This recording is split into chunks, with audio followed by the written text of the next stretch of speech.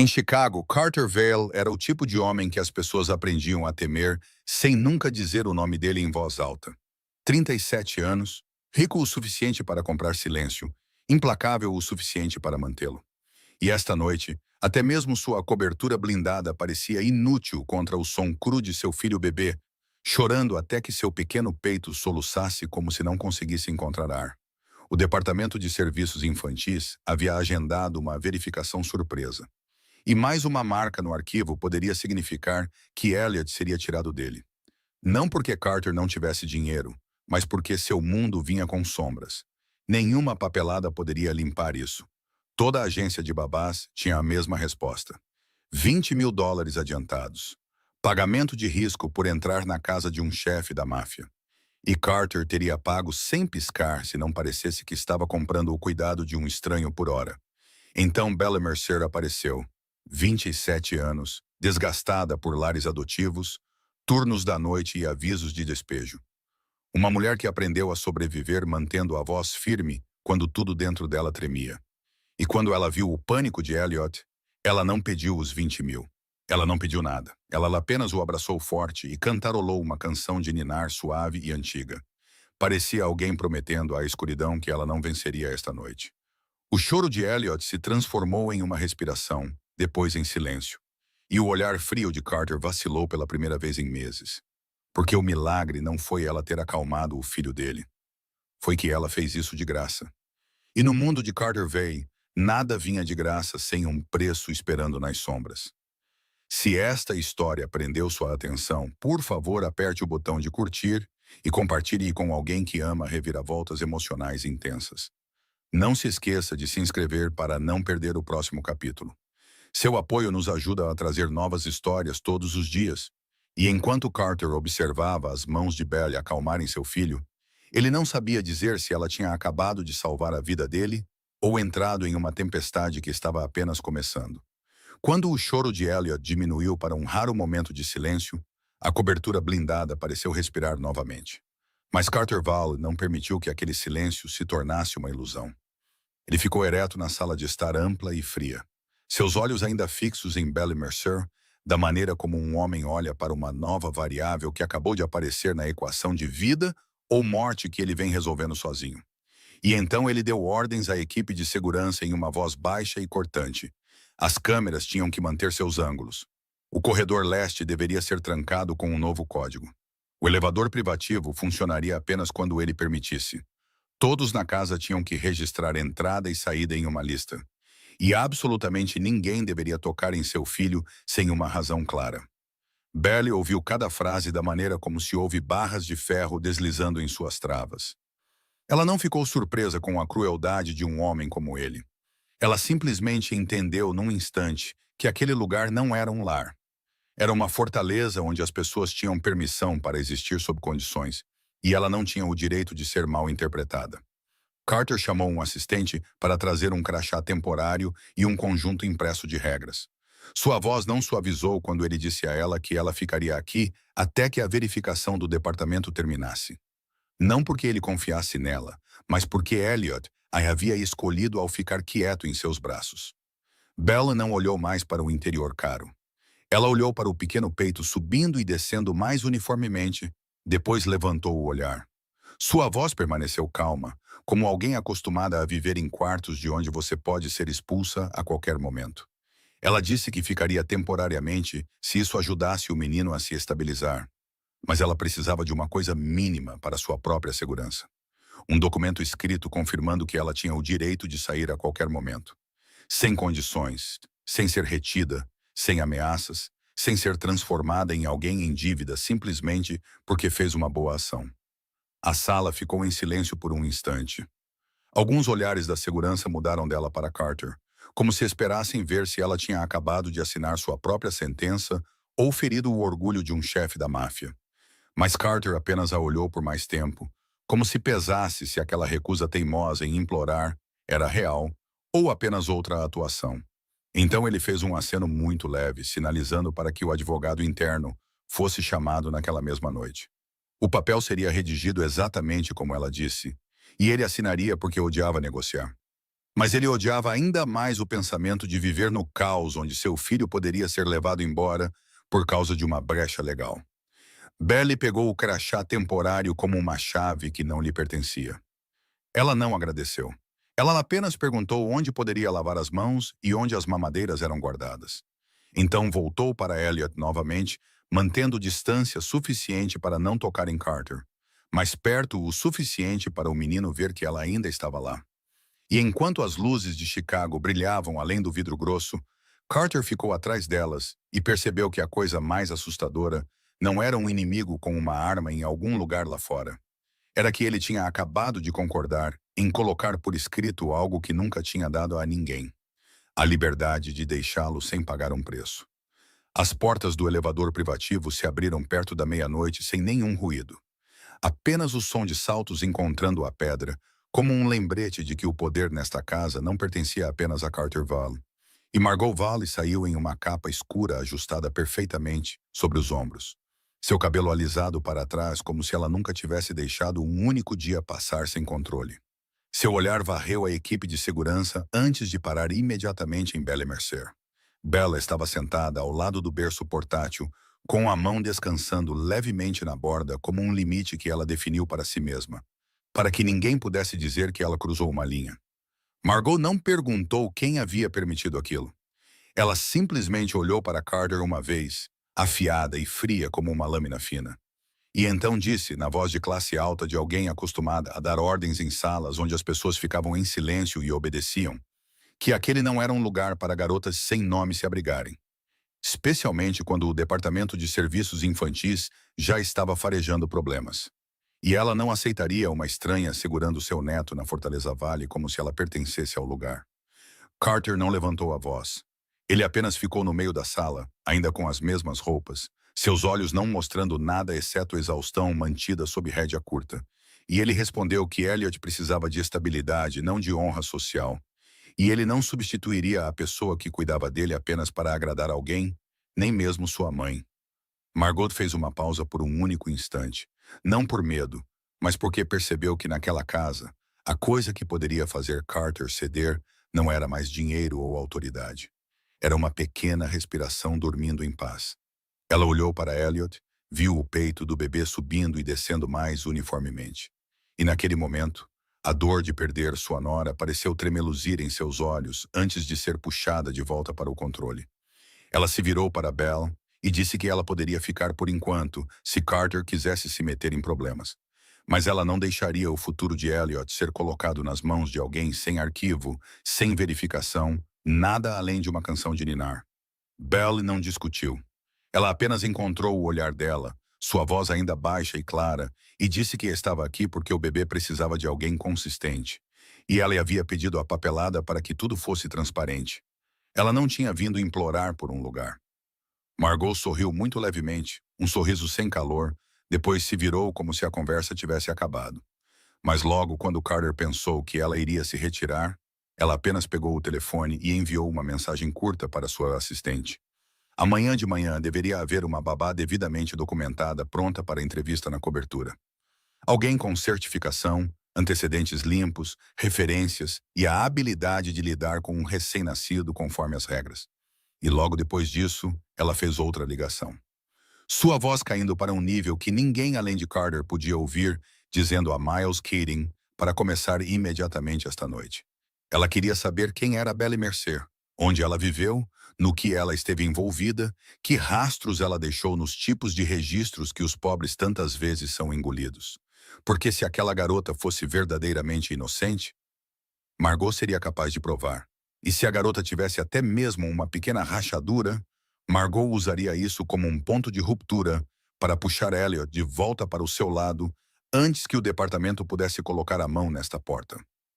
Carter ouviu o nome Miles Keating e seus olhos escureceram. Não de surpresa, mas porque ele sabia que sua mãe lutava guerras sem armas. E ele também sabia que Belle não tinha armadura exceto a verdade. E a verdade nesta cidade era às vezes a coisa mais fácil de todas de distorcer. Na manhã seguinte, enquanto a luz de Chicago ainda estava cinza e fria contra o vidro grosso, A cobertura havia sido arranjada como uma sala de entrevista sem placas de identificação. Margot Val sentou-se ereta em uma poltrona, como uma rainha em seu próprio domínio. Carter Vale ficou perto da janela com uma xícara de café que esfriou. E Belle Mercer ficou perto do cercadinho de Elliot, mantendo distância suficiente para não ser vista como alguém tomando o lugar de outra pessoa, mas perto o suficiente para o bebê vê-la quando abrisse os olhos. O elevador privativo tocou uma vez, e então Veronica Sloan saiu como um currículo ambulante, cabelo preso em um coque impecável, um blazer creme, o perfume limpo e medido, e uma pasta grossa em suas mãos contendo certificações de cuidados com recém-nascidos, papéis de verificação de antecedentes, cartas de recomendação e até uma lista de cursos que fez Margot se sentir calma no momento em que olhou para aquilo. Porque falava exatamente a linguagem em que ela confiava, que a ordem tinha que ser carimbada e emoldurada. Veronica cumprimentou Margot com deferência impecável. Cumprimentou Carter com um olhar cuidadosamente moderado, como se soubesse como não olhar por muito tempo para um homem poderoso. Depois se virou para Belle com um sorriso educado, afiado nas bordas. O tipo de sorriso que diz que você está no lugar errado nesta sala. Ela começou sua apresentação em uma voz clara, com terminologia perfeita, falando sobre horários de sono guiados pelo ritmo circadiano, protocolos de acalmar, princípios de segurança, como se estivesse recitando um manual que memorizou. E quando Elliot se mexeu em desconforto, Verônica se aproximou imediatamente. Mãos em luvas finas como em um berçário, abaixando-se com uma voz doce que era quase precisa demais, tentando levantá-lo com a técnica adequada. Mas o corpo de Elliot ficou rígido. Seus olhos se arregalaram e o choro explodiu agudo e tenso como se ele tivesse sido encurralado. Quanto mais ela acalmava, mais ele entrava em pânico. Suas mãos pequenas se agitavam, procurando no ar por algo familiar. Margot franziu a testa como se o bebê estivesse dificultando as coisas para uma profissional capaz. E Verônica manteve seu sorriso fixo, aumentou a intensidade de seu consolo, balançando levemente, dizendo as frases certas do livro. Mas cada frase pousava como outra camada de estímulo que fazia Elliot se assustar mais forte. Sua respiração acelerando, seu rosto ficando vermelho, seu choro começando a se transformar em soluços sufocados. Belle não correu imediatamente. Ela olhou para Carter primeiro, como se pedisse um sinal, porque ela entendia que cada movimento nesta sala poderia ser interpretado como um crime.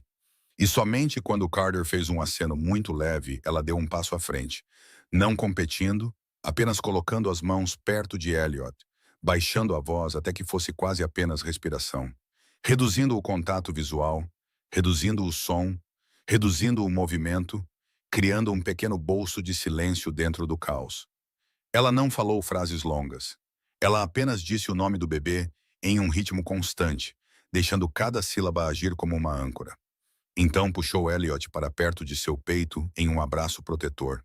Sem balançar, sem pressa, apenas uma pressão suave e estável para que o corpo dele pudesse sentir segurança. Uma mão apoiava a parte de trás da cabeça dele. A outra protegia a parte da luz. E ela começou a cantarolar a velha canção de ninar que tinha trazido Elliot de volta na noite passada. Desta vez, mais suave, mais lenta, como se estivesse lembrando ao corpo dele que ele era capaz de respirar. O choro não parou de uma vez, mas perdeu sua ponta afiada. Transformou-se em respirações quebradas que estalavam e depois se juntavam. O peito do bebê parou de se contrair tanto. Seus ombros relaxaram. Sua mão encontrou a borda da camisa de Belle e a apertou como um último fio. Verônica ficou ao lado deles, ainda composta, ainda profissional. Mas seus olhos escureceram por um momento, porque aquele não era um momento que poderia ser escrito em um currículo. E Margot observou com um sentimento que era tanto irritação quanto inquietação, porque aquilo rachava sua crença de que o controle feito por procedimento sempre venceria. Carter não falou. Ele apenas observou a maneira como Belle não tentou provar que era habilidosa.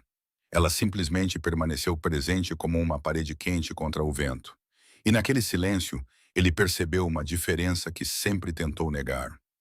O controle podia forçar as pessoas ao silêncio, mas apenas a presença fazia uma criança escolher se acalmar. E isso o assustou de uma nova maneira. Porque se Elliot realmente precisava de Belle, então tudo nesta casa, do poder de Margot, a sua própria disciplina, teria que abrir espaço para uma mulher que não pertencia ao mundo deles. Após o teste falho de Veronica Sloan, a cobertura voltou à sua respiração contida e familiar. Margot Valley retirou-se para seu escritório com um tipo de frieza ferida. Verônica foi convidada a sentar e esperar como uma opção que ainda não tinha morrido.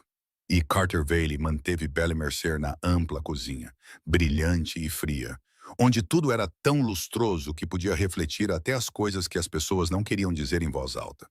Ele não perguntou se ela estava bem, ele não agradeceu. Ele começou com perguntas como facas finas. O que ela sabia sobre o departamento de serviços infantis? Há quanto tempo ela cuidava de crianças? Ela tinha antecedentes criminais? Ela tinha alguém lá fora esperando para vender essa história? E por que ela estava fazendo isso de graça quando todos os outros exigiam $20.000 apenas para entrar em sua casa? Belle não recuou, mas sentiu claramente que essa era a parte que um homem como Carter sempre acreditava ser necessária.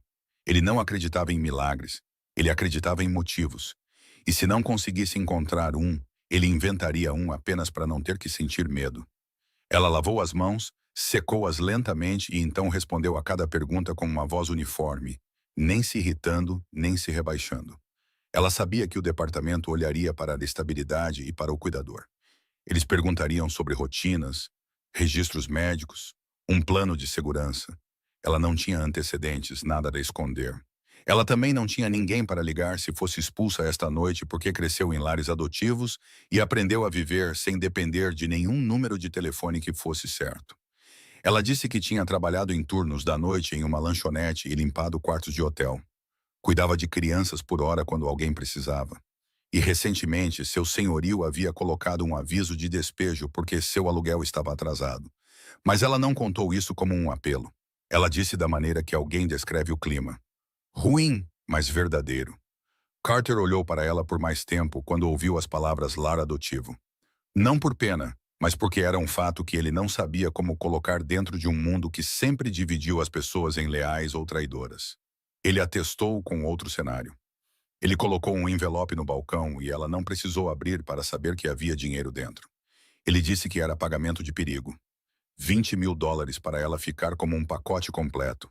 Sem perguntas, sem condições. E parte dele queria vê-la agarrar aquilo, porque se ela agarrasse, ele teria uma razão para odiá-la e controlá-la como a todos os outros. Belle não tocou no envelope. Ela apenas o empurrou levemente para longe, como se empurrasse uma armadilha. Então disse que não aceitaria dinheiro de perigo. Não aceitaria um adiantamento que a transformasse em alguém em dívida. Ela aceitaria salários por dia ou por semana. Uma taxa razoável como um emprego real com folha de pagamento, papelada e responsabilidade clara. E cada despesa para Elliot tinha que ser transparente, porque ela não queria ser chamada de ladra ou interesseira algum dia simplesmente porque entrou nesta casa. Carter estreitou os olhos e perguntou se ela entendia o que estava recusando. E Bella disse que entendia. Mas o que ela temia não era perder dinheiro. O que ela temia era perder a liberdade. Perder o direito de sair quando seus instintos dissessem para correr. Perder o direito de dizer não sem ser tratada como uma traidora. Um silêncio se instalou espesso como fumaça. E dentro dele, Carter sentiu o que o deixava inquieto. Essa garota não estava pedindo nada a ele, exceto o direito de ser livre. E isso era exatamente o que tornava o poder dele inútil. Porque ele podia comprar lealdade. Ele podia forçar o silêncio. Mas ele não podia forçar alguém a ficar se essa pessoa não precisasse do dinheiro dele para respirar. Ele pegou o telefone, ligou para a contabilidade e para seu advogado interno. Ordenou que um contrato fosse redigido exatamente conforme os requisitos dela. Um salário razoável, um cronograma de pagamento claro, o direito de sair escrito como uma cláusula. E quando ele encerrou a ligação, ele olhou para ela da maneira que se olha para uma nova porta em uma casa que sempre teve apenas trancas e paredes. Belle se abaixou para verificar Elliot dormindo, sua mão pausando por um instante no peito do bebê, como se para garantir que a respiração permanecesse estável. E ela não olhou mais para Carter. Mas Carter não conseguia parar de observar a maneira como ela existia ali. Não como alguém sendo salva, mas como alguém salvando a si mesma através da transparência. Naquela mesma tarde, enquanto o contrato temporário ainda nem tinha sido impresso com todas as assinaturas, a campainha de segurança tocou em um ritmo curto e cortado. E o monitor se encheu com o rosto de Jordan Kim, do Departamento de Serviços Infantis, parado ereto em um casaco simples, segurando uma prancheta e uma bolsa de arquivos. Olhos que não carregavam curiosidade barata, apenas a calma constante de alguém que já viu muitas famílias tentarem atuar. Carter Vale deu um passo à frente para encontrar Jordan com sua equipe de segurança, dividindo-se para cada lado como um ritual invisível. Mas Jordan não se deslumbrou com aço e vidro. Jordan apenas perguntou imediatamente onde Elliot estava dormindo e quem tinha sido o cuidador principal ultimamente. Carter tentou manter a voz fria. Deu seu nó e... No nome, declarou a tutela, disse que tinha apoio. Mas Jordan cortou o ritmo com perguntas precisas que forçaram o poder a responder com a realidade. Como era o horário de sono do bebê? Qual fórmula ele estava tomando? Alguma alergia? Onde estava o pediatra? As vacinas estavam em dia? Quem o levava às consultas? E o mais importante, o plano de segurança. Quem entrava na casa? Quem saía? Havia uma lista fixa? Havia câmeras? Havia travas de segurança para crianças? Estranhos passavam a noite. A Moishe. Carter olhou rapidamente para Belle Mercer parada perto do berço, não dando um passo à frente, mantendo a postura de uma cuidadora que respeitava limites. E Belle entendeu na hora que aquele era o momento em que a verdade tinha que ser entregue na dose certa. Pouco demais pareceria suspeito. Muito exporia sombras que não precisavam ser nomeadas. Jordan olhou para Belle e perguntou quem ela era, se estava trabalhando sob contrato ou informalmente, se tinha papelada. E Belle apresentou o acordo temporário que ainda cheirava a tinta fresca. Seu nome, seu salário, o cronograma de pagamento e a cláusula garantindo seu direito de sair. Então declarou claramente que era uma cuidadora temporária para garantir estabilidade para Elliot durante o período de avaliação. Ela tinha experiência em fornecer cuidados infantis por hora. Ela entendia a rotina do bebê e seus sinais de pânico. Ela não era da família, mas era consistente e cumpria as regras de segurança da casa. Jordan assentiu levemente, mas ainda percorreu cada canto da maneira que o treinamento exigia. Verificando tomadas, verificando travas de janelas, perguntando onde os medicamentos eram guardados, perguntando onde objetos pontiagudos eram armazenados, olhando para as câmeras e perguntando quem tinha acesso. Voltando-se para Carter com um olhar tão plano quanto metal e dizendo claramente que a riqueza não era o critério. O que o departamento precisava era de um ambiente que pudesse ser verificado, estável e seguro. E se já tivesse havido uma denúncia anônima, eles examinariam mais de perto. Um plano de segurança tinha que ser assinado. Tinha que incluir um cronograma fixo, registros médicos atualizados e um compromisso de que estranhos não entrariam e sairiam livremente. Porque com um bebê, até mesmo uma pequena mudança poderia ser suficiente para criar trauma. O maxilar de Carter se apertou como se engolisse uma maldição, porque ele estava acostumado a dar ordens, não a ser forçado a explicar sua vida e papelada. Mas ele não podia discutir com o poder e não podia usar a escuridão em alguém que estava do lado da lei infantil. Belle falou no momento certo, não fazendo Carter perder a face, apenas adicionando os detalhes comuns que Carter nunca pensou que precisava lembrar. O bebê geralmente dormia em períodos curtos após a alimentação. Ele se assustava com sons repentinos. Ele se acalmava quando segurado com pressão firme e não era passado de braço em braço. Ela havia registrado o cronograma em um caderno mantido na cozinha. E ela propôs um plano de segurança que incluía uma lista de visitantes aprovados, o código do elevador privativo emitido apenas para indivíduos fixos, um cronograma de verificação de saúde e um contato de emergência como o pediatra, para que tudo ficasse claro. Jordan ouviu, os olhos mudando para Carter, e perguntou se ele estava disposto a assinar aquelas coisas. Disposto a se comprometer que nenhuma atividade, nenhuma pessoa, nenhuma situação colocaria o bebê em risco. E essa pergunta não era para uma entidade legal. Era para um pai. Carter ficou em silêncio por alguns instantes, depois disse que assinaria. Ele padronizaria tudo o que fosse necessário. Ele forneceria registros médicos e um cronograma de cuidados. E qualquer um que quisesse chegar perto de seu filho teria que ser nomeado. porque ele entendia que se quisesse manter Elliot, ele tinha que provar com ações, não palavras. Jordan anotou, deu um prazo para enviar o plano de segurança completo e agendou uma visita de retorno. Então, antes de sair, Jordan olhou para Belly mais uma vez, como se medisse a consistência, dizendo a ela que precisava manter tudo transparente e relatar imediatamente se houvesse risco. Porque o departamento não estava do lado dos ricos ou dos pobres. Eles estavam do lado da criança. E quando a porta se fechou, Carter permaneceu imóvel, olhando para o formulário de solicitação no balcão como uma nova fronteira.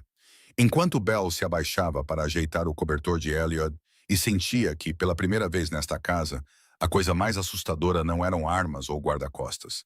Eram assinaturas em papel que poderiam tirar um bebê dos braços de Carter se descobrissem até mesmo uma pequena sombra que não pudesse suportar a luz. Naquela mesma tarde, depois que Jordan King saiu, enquanto Carter Veil ainda estava sentado com seu advogado interno, assinando página após página de papelada que ele odiava ter que assinar, Margot Veil já havia transformado seu escritório em um centro de comando silencioso. E sua ligação com Miles Kedding não continha palavras desperdiçadas. Apenas uma ordem clara de que ela precisava de uma imagem completa de Belly Mercer antes que o departamento retornasse. Precisava saber se a garota tinha alguma rachadura. E se tivesse, Margot queria isso em suas mãos antes que acabasse nas de qualquer outra pessoa. Miles não era o tipo de investigador que gostava de se exibir. Ele trabalhava como alguém limpando a poeira de registros antigos, uma camada de cada vez. Começando com os endereços que Belly havia listado em candidaturas de emprego por hora, rastreando-os até um abrigo na Zona Sul onde ela dormiu uma vez. Perguntando a pessoas que a viram com fome e exausta. Pessoas que se lembravam dela não porque ela se destacava, mas porque ela costumava manter crianças pequenas quietas quando a sala inteira estava barulhenta como uma tempestade. Uma mulher que tinha sido supervisora do turno da noite lá disse que Belly não causava problemas. Ela apenas sempre carregava uma pequena bolsa e um par de olhos atentos, como alguém que aprendeu que qualquer coisa poderia ser tirada. E então aquela mulher mencionou uma noite anos atrás. Houve sirenes de ambulância. Um menor desmaiou no quintal. E um relatório foi escrito às pressas sobre uma altercação e intervenção tardia. Miles foi até uma velha sala de armazenamento de registros, o tipo de papelada que as pessoas gostam de acreditar que é verdade, e encontrou o nome de Bell em uma nota curta. Não acusada, não processada, nenhuma coisa em uma acusação criminal. Mas havia uma linha de interpretação vaga o suficiente para que qualquer um que quisesse distorcê-la pudesse fazê-lo, dizendo que ela esteve presente durante um incidente envolvendo um colega de quarto e um pedido de ajuda médica que foi atrasado por causa de uma discussão. A verdade vivia na lacuna. Não houve crime, apenas uma situação caótica em um abrigo onde todos eram vítimas e sobreviventes. Mas para alguém como Margot, a ambiguidade era ouro, porque a ambiguidade podia ser forjada em uma história. Miles organizou as cópias, anotou os nomes de algumas testemunhas antigas e enviou a Margot um breve relatório. Nenhuma conclusão, apenas a frase risco reputacional e a possibilidade de distorção da mídia se a informação caísse nas mãos de um predador. Margot leu sem suspirar. Ela apenas dobrou o papel da maneira que se dobra uma lâmina fina e o deslizou para dentro de uma gaveta trancada. Uma arma de reserva que não precisava ser usada imediatamente, mas sempre tinha que estar pronta. Porque em sua mente, Bell não precisava ter cometido um crime. Bell apenas precisava carregar uma história complicada o suficiente para torná-la indigna de ficar ao lado de Elliot. Ao mesmo tempo, abaixo da Fortaleza Vale, sinais estranhos começaram a aparecer como batidas suaves no vidro antes de uma tempestade. Um carro escuro estacionado na esquina por mais tempo que o normal e saiu exatamente quando o turno da segurança mudou. Uma figura parada perto da mesa do porteiro, como se esperasse por alguém enquanto seus olhos varriam o sistema de câmeras. Um pacote entregue incorretamente no andar de serviço e depois desaparecendo antes que pudesse ser registrado. E uma vez as telas de monitoramento na sala de segurança piscaram em preto por um único instante, como se alguém tivesse testado o portão de sinal remotamente. Carter não precisava que ninguém lhe dissesse. Ele olhou para os registros de entrada, Olhou para as pequenas irregularidades em um ritmo de operação que ele havia trancado firmemente. E ele entendeu que alguém estava sondando o sistema. Não para roubar, mas para medir a resposta. Medir o tempo, medir pontos fracos. Medir se alguém na casa estava tão focado na papelada do departamento que deixaria passar uma porta lateral. Ele ordenou que a segurança fosse reforçada. Códigos alterados, listas apertadas.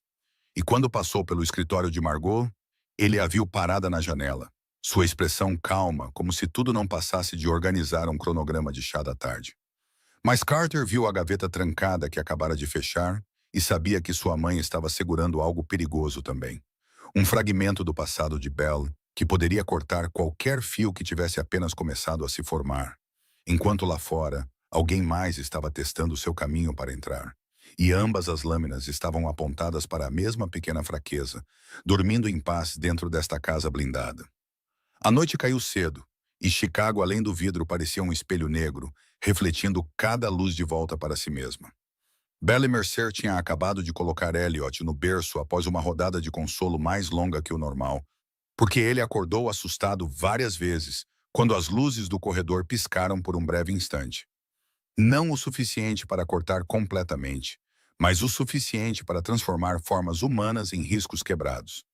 No mesmo momento, a tela da câmera no canto da cozinha mostrou um quadro estranho, como se alguém tivesse entrado no sinal e depois saído. Belle ficou imóvel. Ela não gritou. Ela não correu. Ela apenas sentiu a pele na nuca ficar fria com o instinto de alguém que dormiu em abrigos e aprendeu que a pessoa que quer te machucar raramente bate primeiro. A porta do elevador de serviço no final do corredor de repente fez um pequeno som metálico, como uma trava sendo testada. Depois ficou quieto. Alguns segundos depois, o telefone interno tocou. O chefe da segurança dizendo que alguém tinha se perdido fazendo uma entrega e precisava de verificação, mas a maneira como falavam era mais rápida que o normal. Carter Vale apareceu quase imediatamente, sem nem mesmo colocar uma jaqueta, apenas ele e 2 guarda-costas. Seus passos não apressados, mas pesados, como se ele estivesse forçando a casa de volta à disciplina. Ele sinalizou para Belle recuar e manter Elliot no quarto. Depois foi direto para a área de serviço. Belle não conseguia ver tudo, mas ouviu fragmentos de som escapando pela porta. Uma pergunta curta, uma resposta gaguejada, o zíper de uma restrição de plástico apertando, algo caindo no chão. Depois silêncio novamente, como se engolido pelas paredes. Não houve tiro, nenhum grito alto. Apenas o silêncio assustador de uma situação tratada de forma limpa demais, como se a violência aqui não precisasse de espetáculo para ser eficaz. 10 minutos depois, Carter voltou. Seu rosto inalterado, apenas seus olhos mais escuros. E ele ordenou que cada código de porta fosse alterado naquela mesma noite. O elevador de serviço bloqueado, a lista de funcionários do prédio revisada e um técnico chamado para inspecionar o sistema de sinal. Cada frase era curta, sem explicação, como se a explicação fosse um luxo perigoso. Belle ficou na porta do quarto com a mão na grade do berço para evitar tremer. E quando Carter passou perto, ela sentiu um leve cheiro metálico. Não sangue, mas o cheiro de proximidade com o risco. Ele disse a ela apenas que tudo havia sido resolvido e ela não precisava de detalhes. E ela entendeu que aquilo não era apenas para poupá-la do medo. Era também para evitar que ela se tornasse testemunha de algo que poderia trazer o departamento de volta com perguntas que ninguém queria responder. Depois da meia-noite, um veículo de limpeza especializado chegou à área de serviço, sem luzes piscando, ninguém olhando. E na manhã seguinte, o corredor estava tão limpo que era como se uma trava nunca tivesse sido testada, como se a noite passada não tivesse sido nada mais que vento. Mas Belle sabia, porque viveu tempo suficiente para entender que o que é apagado é muitas vezes mais perigoso do que o que é falado. E ela sentou sozinha na cadeira ao lado do berço, observando Elliot dormir, sentindo seu coração puxado em 2 direções como uma corda prestes a arrebentar. Um lado dizia, saia agora enquanto ainda pode, porque alguém tinha acabado de enviar uma mensagem e ela era apenas uma estranha. O outro lado observava a mãozinha que ocasionalmente se curvava, procurando calor. Lembrava como Elliot só respirava firmemente quando sua rotina não era quebrada. Lembrava de Jordan King do departamento, dizendo que eles estavam do lado da criança. E entendia que se ela fosse embora logo após uma tempestade noturna, Elliot seria jogado de volta em uma mudança que ele não poderia suportar. Ela abriu a gaveta, pegou o contrato temporário, releu a linha sobre seu direito de sair como se fosse sua única saída. Então o colocou de volta e pressionou a palma da mão contra o próprio peito para forçar sua respiração a desacelerar. Porque pela primeira vez em sua vida, ficar não parecia mais um erro cometido pela pobreza. Poderia ser uma escolha. E essa escolha a assustava mais do que tudo, porque significava que ela estava entrando mais fundo em uma zona de perigo onde as pessoas exigiam $20.000 apenas para ficar perto da porta. Após a noite das luzes do corredor piscando e coisas esfregadas como se nunca tivessem existido, Bella Mercer decidiu que se tivesse que ficar na Fortaleza Valley, ela não viveria de pânico. Ela viveria de rotina. Porque a rotina era a única coisa que podia fazer uma criança acreditar que o mundo não iria desabar novamente. Ela começou com as pequenas coisas que as pessoas tendem a ignorar quando têm dinheiro. Anotando a hora em que Elliot se alimentava, a quantidade de leite, quanto tempo ele podia tolerar o mundo antes que seus olhos começassem a avermelhar e suas mãos começassem a se agitar. Porque os sinais de pânico não viviam no primeiro choro. Eles viviam na respiração acelerada e nos ombros se contraindo. Ela colou um cronograma simples no canto da cozinha. Sem decoração, apenas blocos de tempo, notas curtas e um lembrete para si mesma de que reduzir o estímulo era sempre mais importante do que consolar alto. Ela abria as cortinas na hora certa para que a luz entrasse suavemente, mantinha o som na casa abaixo, desligava telas desnecessárias. E toda vez que Elliot se assustava, ela não corria para pegá-lo imediatamente. Ela colocava a mão no peito dele, esperava que a respiração dele encontrasse o caminho de volta, e só então o segurava, como se estivesse ensinando ao corpo dele que a calma era uma habilidade que podia ser aprendida novamente. Carter Vell observava tudo isso à distância, da maneira que observaria uma cirurgia que não ousava tocar. Ele passava pela cozinha, via as notas, via como Bella colocava as mamadeiras no local exato para não ter que correr. Via ela testar a temperatura da água com o pulso em vez de um palpite apressado. E ele não dizia nada porque não estava acostumado a admitir que uma mulher sem poder estava reconstruindo a ordem em torno da coisa que ele mais amava. Havia momentos em que Elliot acordava inquieto e Carter entrava no quarto do bebê, ficando na porta como alguém com medo de fazer barulho. Bella olhava para ele uma vez, depois dava meio passo para trás, não entregando o bebê a ele como se estivesse passando uma responsabilidade pesada, apenas dizendo que o bebê precisava de uma respiração lenta primeiro. E se ele quisesse segurá-lo, tinha que se sentar. Carter franziu a testa como se sentar fosse algo destinado a homens mais fracos. Mas ele fez isso de qualquer maneira.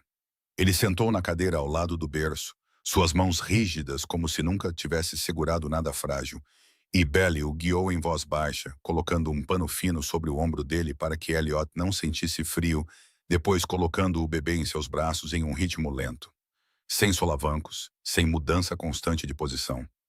Elliot ficou tenso no início por reflexo, mas então, quando Carter não o balançou com força, não falou muito, apenas respirou firmemente da maneira que Bella instruiu, o bebê começou a descansar a cabeça contra o peito do pai. O choro suavizou, e Carter olhou para baixo e sentiu uma parte de si mesmo que acreditava ter morrido com sua falecida esposa. Uma parte que podia ficar quieta sem precisar controlar a sala inteira. Bella ficou perto. Sua expressão não era de admiração e nem de medo. Apenas a atenção cuidadosa de alguém observando uma pequena chama que poderia se apagar se alguém soprasse com muita força. E naquele momento, Carter se virou para olhar para ela. Viu as linhas de fadiga em seu rosto que não estavam escondidas por joias ou maquiagem cara. Viu as mãos que sempre mantinham a distância certa e, no entanto, criavam um calor que esta casa não tinha. E ele perguntou muito suavemente onde ela tinha aprendido essas coisas. Bella não contou uma longa história. Ela apenas disse que aprendeu quando ninguém mais o faria. Quando crianças no abrigo choravam e os adultos só sabiam dizer para ficarem quietas. Quando ela entendeu que uma mão colocada no lugar certo poderia salvar uma respiração. Carter estava prestes a dizer mais, prestes a abrir alguma porta dentro de si mesmo. Mas o telefone dele vibrou. Não com o toque normal, mas com o alerta privado de seu trabalho por baixo dos panos. E o rosto dele mudou na hora. Seus olhos ficaram frios novamente, como o vidro deslizando para baixo. Ele devolveu Elliot para Belle com um movimento que já era menos desajeitado do que antes. Então se levantou e se afastou para atender a ligação, baixando a voz para que não chegasse ao quarto. Mas Belle ainda captou algumas palavras soltas como uma sombra passando por uma parede. O nome Hector Rivas, um carregamento, um ponto de encontro. E uma frase final tão fria que pareceu derrubar a temperatura da sala. Eles estavam testando ele. Quando Carter encerrou a ligação, ele olhou para o filho mais uma vez, depois para Belle, como se quisesse dizer algo que não tinha permissão para dizer. E Belle levantou Elliot novamente e começou a cantarolar a canção de ninar familiar para manter a respiração dele estável. Enquanto por dentro, ela entendia que as rotinas que construiu podiam ajudar uma criança a se sentir segura. Mas elas não podiam fazer a escuridão desaparecer. Elas só podiam ajudá-los a ficar mais firmes quando a escuridão retornasse. A ligação de Carter Vale sobre o trabalho escuso mal tinha saído de seu ouvido quando o elevador privativo tocou novamente. E desta vez não houve urgência na postura da segurança. Apenas a confiança de alguém que carregava o nome Vale.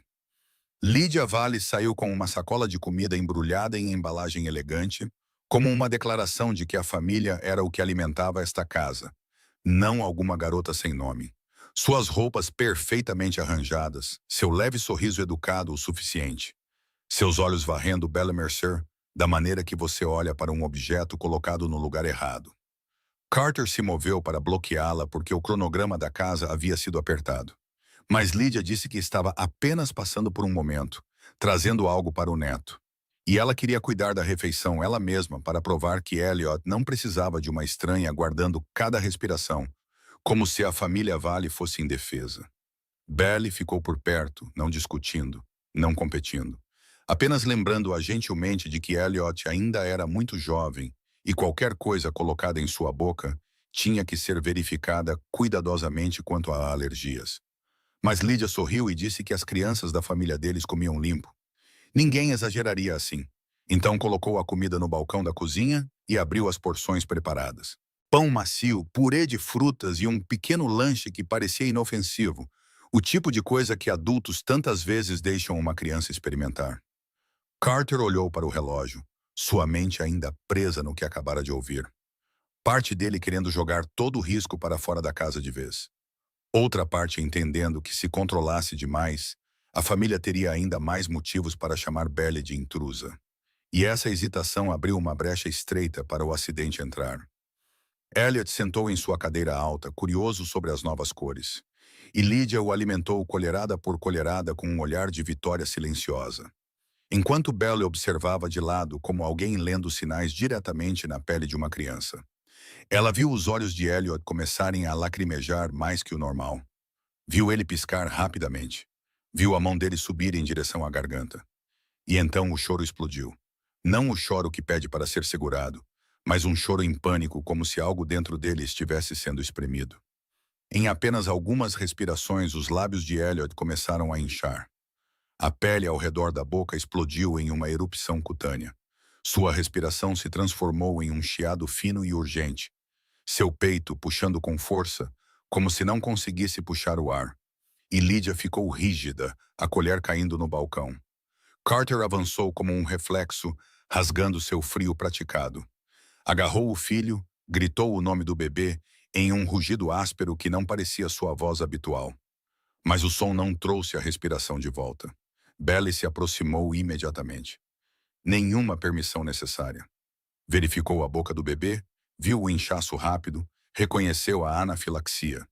E gritou para a segurança chamar uma ambulância e preparar o carro. Depois exigiu saber o que Elliot tinha acabado de comer. Lydia gaguejou que era apenas um lanche feito com manteiga de nozes. E as palavras manteiga de amendoim caíram como um martelo. Carter olhou para o recipiente de comida, seus olhos escurecendo. Não com raiva de Lydia primeiro, mas com medo. O tipo cru de medo que pode tirar o poder de um homem que uma vez fez uma cidade inteira ficar em silêncio. Eles correram para o elevador, para o carro, sirenes aumentando. E Belle segurou Elliot em uma posição que mantinha suas vias aéreas abertas, dizendo a Carter para não sacudi-lo, não forçar nada, apenas manter a cabeça reta e respirar com o ritmo. Mas Carter não conseguia respirar. Sua mão tremia nas costas do filho, enquanto ele perguntava como uma súplica se o bebê ficaria bem. E Belle respondeu com uma voz dura destinada a salvá-los do pânico, que eles tinham que chegar ao pronto-socorro agora. Eles não podiam desacelerar. Eles não podiam adivinhar. O hospital os recebeu sob luzes brancas e duras, passos correndo, médicos sendo chamados, linhas intravenosas, uma máscara de oxigênio. E Carter foi empurrado para fora da área de emergência como um homem sem direito de ficar onde a vida estava sendo decidida. Ele bateu a mão contra a parede, seus olhos vermelhos, mas secos, porque ele não sabia onde chorar de uma maneira que fizesse sentido. Belle ficou com as enfermeiras, dando informações rápidas. A idade do bebê, peso estimado, a hora que comeu, o momento em que os sintomas começaram, qualquer histórico de alergia se houvesse. E ela enfatizou a velocidade do inchaço e do chiado, cada frase como uma boia, impedindo a equipe médica de perder um passo. A doutora Simone Patel apareceu com uma voz clara e autoritária. Epinefrina, monitorar pressão arterial, iniciar acesso venoso. E depois de minutos que se estenderam como uma vida inteira, a respiração de Elliot começou a facilitar. O chiado diminuindo, sua cor retornando lentamente. Seu choro se transformando em algo que doía e aliviava ao mesmo tempo, porque pelo menos ele ainda podia chorar. Carter observou através do vidro e viu seu filho minúsculo sob tubos e máquinas. Viu Belle ao lado da cama, recusando-se a sair, sua mão descansando no pé do bebê, como uma âncora. E pela primeira vez, ele entendeu o que era pânico real. Não o medo de traição ou ataque, mas o medo de perder a única coisa que ainda o tornava humano. Quando a doutora Patel saiu e disse que Elliot estava fora de perigo imediato e precisava de monitoramento contínuo, Carter não conseguiu ficar de pé. Ele baixou a cabeça por um instante, como se sua própria respiração tivesse acabado de ser devolvida, enquanto Lydia soluçava de culpa. E Belle não olhou para Lydia com vitória ou derrota. Ela apenas olhou para Elliot, ajeitou o cobertor e murmurou que agora o bebê precisava de silêncio. Precisava do ritmo familiar de uma canção de ninar para que seu corpo pudesse lembrar que havia sobrevivido. E quando Elliot abriu os olhos em uma névoa e procurou por ela, Belle se abaixou e cantarolou a velha melodia lenta e baixa, como se puxasse uma pequena alma de volta da beira da escuridão. Quando Elliot recebeu alta com uma sacola de medicamentos e instruções rigorosas de monitoramento da doutora Simone Patel, a cadeira de rodas rolou pelo corredor do hospital como se estivesse se movendo através de um trecho da vida. Carter Valley nunca esteve preparado para viver. E no caminho de volta para a cobertura, ele não ligou música, não fez mais ligações. Ele apenas sentou ao lado do filho com uma mão descansando na cadeirinha do carro, como se soltar fizesse tudo cair novamente. Belle Mercer sentou na frente, segurando a bolsa de arquivos médicos. Dentro dela, o diagnóstico de anafilaxia, instruções para usar o autoinjetor de epinefrina, uma lista de alimentos a evitar e um cronograma de acompanhamento escrito claramente com o horário. E ela não disse muito porque sabia que palavras extras apenas deixavam um coração mais cansado. Ela apenas se virava de vez em quando para olhar para Elliot e garantir que ele estava respirando uniformemente. Quando a porta da cobertura se fechou e as luzes quentes se acenderam, Margot Wall já estava esperando como uma estátua que havia rachado. Seus olhos vermelhos, mas recusando-se a deixar as lágrimas se tornarem fraqueza. Ela entrou para olhar o neto, sua mão tremendo levemente sobre o cabelo macio. Depois se virou para Belle com um silêncio raro. E dentro desse silêncio, pela primeira vez, sua voz não era uma ordem. Ela disse que Belle havia salvado esta família. Não com dinheiro, não com conexões, mas com uma cabeça clara quando todos os outros estavam em pânico. Belle fez um pequeno aceno, não tomando crédito como uma vitória. Ela disse que era o que qualquer cuidador responsável tinha que fazer. Então pediu permissão para levar Elliot para o quarto para manter as coisas quietas, porque após a anafilaxia, até mesmo um pequeno estímulo poderia fazê-lo se assustar. Margot a observou por um momento, depois se virou para Carter, e seu instinto de controle surgiu como um reflexo defensivo. Ela disse que Belly tinha que ser paga adequadamente. Não um salário razoável, mas uma grande quantia. Uma quantia grande o suficiente para mantê-la em silêncio. Grande o suficiente para garantir que ela não transformasse esta noite em uma história na rua. E ela produziu um pacote de papéis já preparados. Um acordo de confidencialidade com linguagem fria, pareado com um número grande como se tudo pudesse ser trancado com ouro. Carter não pegou imediatamente. Ele olhou para as páginas como outra armadilha. E antes que pudesse falar, Belle tinha voltado da porta do quarto do bebê. Ela tinha ouvido o suficiente para entender. E ela ficou ereta, sua voz ainda calma, mas mais afiada, dizendo que não assinaria um documento que transformasse sua liberdade em um favor. Ela não aceitaria dinheiro para ser tratada como alguém comprada. E ela não estava aqui para contar uma história a ninguém. Ela estava aqui porque Elliot precisava de um ritmo estável. Mas se eles quisessem que ela ficasse, a única coisa que ela precisava ainda não mudava. Uma confirmação por escrito de que ela tinha o direito de sair a qualquer momento sem condições, sem ser detida, sem ameaças e sem ser transformada em alguém em dívida por causa da bondade. Margot apertou os lábios, seus olhos escurecendo ao ser recusada de uma maneira que ela não estava acostumada. Mas o medo de perder o neto ainda estava quente o suficiente para que ela não pudesse explodir da maneira que costumava. Ela apenas disse que Belle era teimosa demais e o mundo de Carter não foi feito para pessoas teimosas. Belle respondeu que, precisamente porque este mundo não foi feito para ela tinha que manter o direito de sair. Porque ela passou a vida inteira em lugares onde as pessoas diziam que ela não pertencia, e ela aprendeu a sobreviver por limites, não promessas. Carter deu um passo à frente e colocou a mão no pacote do acordo de confidencialidade e o empurrou de volta para Margot. Sua voz baixa e decisiva, dizendo que isso não seria tratado da maneira antiga. Ele não precisava de silêncio comprado com medo. Ele precisava de estabilidade provada por papelada legal. Porque o departamento retornaria e eles não se importariam com o quão luxuoso este lugar era. Eles se importariam com quem era responsável e como essa responsabilidade estava escrita. Ele se virou para o advogado interno e ordenou que o arquivo de cuidados fosse padronizado. O plano de segurança lacinado completado. Um cronograma fixo de entrada e saída estabelecido. Os registros médicos e o plano de alergia atualizados. Bella adicionada ao sistema como a cuidadora legal com autoridade clara. E o mais importante, sua cláusula de direito de sair tinha que permanecer exatamente como ela exigiu. Margot olhou para Carter como se estivesse olhando para um estranho que escolheu ficar com uma garota que não carregava o nome Vale. Mas Carter não evitou os olhos de sua mãe. Ele disse que Elliot quase morreu por causa de um erro da família e ele não deixaria ninguém transformar a segurança de seu filho em um jogo de poder nunca mais. Belle não disse obrigado. Ela apenas voltou para o quarto. Gentilmente verificou a respiração de Elliot e colocou o auto-injetor de epinefrina no local exato na gaveta de emergência. Enquanto Carter permanecia na sala de estar, percebendo que o que ele tinha acabado de fazer não era apenas proteger uma cuidadora.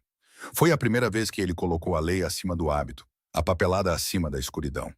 Para que o departamento não tivesse mais motivo para alcançar seu filho através das brechas que ele sempre usou para esconder seu mundo. Nos dias após a anafilaxia, a cobertura Vale funcionou como um hospital em miniatura envolto em luxo. O cronograma de Elliot estava colado ordenadamente. O auto-injetor de emergência ficava no local exato. A lista de alimentos proibidos foi impressa e repetida para todos. E Carter Valley começou a assinar mais documentos do que jamais quis assinar.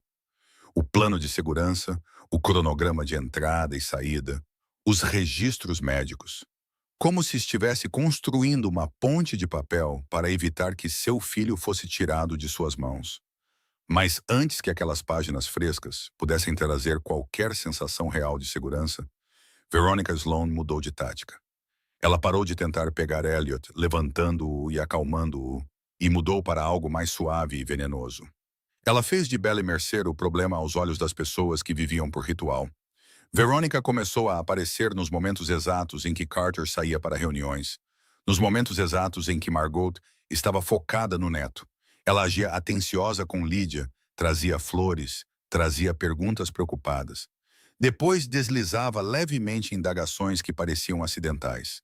Se Belle tinha um contrato de longo prazo, se ela tinha treinamento formal, se ela tinha permissão para tomar decisões médicas. E essas perguntas pousavam na mente das pessoas como sementes de dúvida.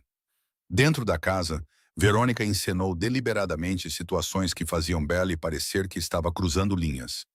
Uma vez ela deixou uma sacola de presentes para o bebê bem do lado de fora do quarto, com um cartão com o nome de Belle. Como se Belle tivesse recebido presentes privados de alguém. Depois garantiu que a equipe de limpeza visse e sussurrasse. Outra vez, ela arranjou para que a câmera do corredor capturasse um momento em que Belle ficou perto de Carter, enquanto ele se inclinava para ouvi-la falar sobre o cronograma de medicação de Elliot. O ângulo perto o suficiente para um estranho confundir com intimidade. E quando Belle percebeu e recuou, Verônica apenas sorriu e disse que ela estava pensando demais.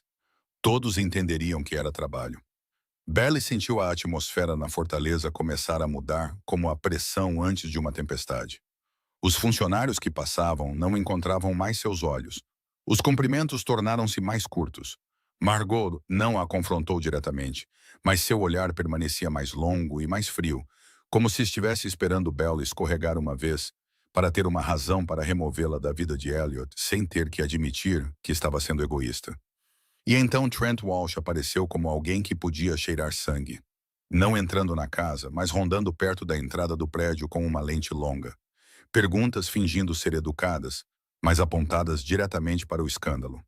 Um chefe da máfia estava mantendo uma jovem babá em sua cobertura. Havia um caso. O departamento estava investigando porque o ambiente era perigoso. Essas frases não foram publicadas ainda, mas se espalharam como fumaça. Carter sabia que alguém estava direcionando a imprensa para eles. Ele ordenou que a segurança fosse reforçada, mas ao mesmo tempo, outro golpe atingiu a parte de sua vida que ele sempre mantinha na sombra. Um carregamento da empresa de logística foi submetido a uma inspeção incomum.